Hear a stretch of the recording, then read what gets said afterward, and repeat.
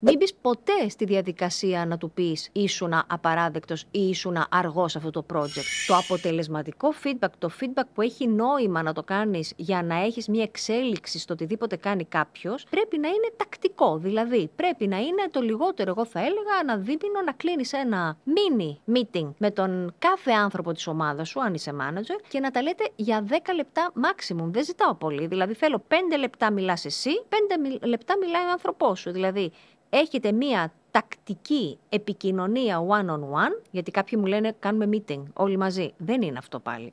Στην ομάδα μπορείς να πεις κάποια πράγματα, αλλά είναι πάρα πολύ σημαντικό και να ακούσεις τον άνθρωπό σου που δυσκολεύεται, τι θέματα έχει, να σου πει λοιπόν, να σου πει και εσύ τι κάνεις και δεν τον βοηθάς, και εσύ να πας και να του πεις ότι ξέρεις κάτι, Άγγελε, στο project αυτό θα ήθελα λίγο να χειριστείς 1, 2, 3 πράγματα καλύτερα. Μην μπεις ποτέ στη διαδικασία να του πεις ήσουνα απαράδεκτος ή ήσουνα